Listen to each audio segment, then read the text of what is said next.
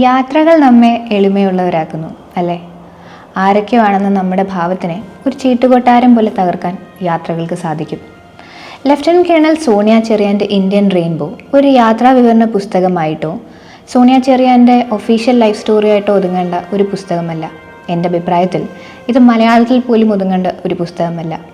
Indian റെയിൻബോയിൽ ഇന്ത്യയുടെ ആത്മാവടങ്ങിയിരിക്കുന്നു.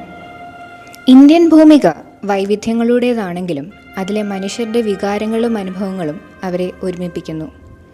രാജസ്ഥാൻ മരുഭൂമിയിലെ മാൻകുഞ്ഞിനെ മുലയൂട്ടുന്ന ബിഷ്ണോയികളിലെ സ്നേഹവും ഉത്തരാഖണ്ഡിലെ ദരിദ്രർക്ക് വേണ്ടി വീടുണ്ടാക്കി നൽകിയ എലിസബത്ത് ചാണ്ടിയുടെ സ്നേഹവും ഒന്നല്ലേ?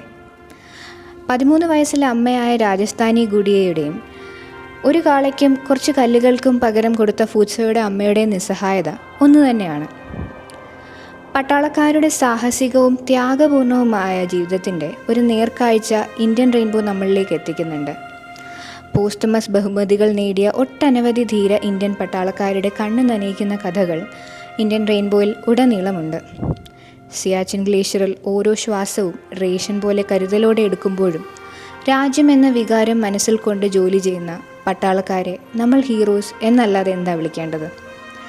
അറിഞ്ഞോ അറിയാതെയോ നാടിനു വേണ്ടി സേവനം അനുഷ്ഠിക്കുന്ന പിഡോങ്കിയെ പോലുള്ള പട്ടാളത്തിലെ മൃഗങ്ങളെയും നമ്മൾ മറക്കാൻ പാടില്ല എന്ന് സോണിയ ചെറിയാൻ ഈ പുസ്തകത്തിലൂടെ കാണിച്ചു തരുന്നു. വളരെ രസകരമായ രീതിയിൽ വളരെ സീരിയസ് ആയ പല കാര്യങ്ങളും ഈ പുസ്തകത്തിൽ പരാമർശിക്കപ്പെടുന്നുണ്ട്. എല്ലാവരും ഇന്ത്യൻ റെയിൻബോ വായിക്കുക. ഓരോ ഭാരതീയനും വായിച്ചിരിക്കേണ്ട ഒരു പുസ്തകം തന്നെയാണ് ഇന്ത്യൻ റെയിൻബോ. MBA ബുക്സിൻ്റെ ഒഫീഷ്യൽ വെബ്സൈറ്റിൽ പുസ്തകം അവൈലബിൾ ആണ്. തീർച്ചയായും വായിക്കുക.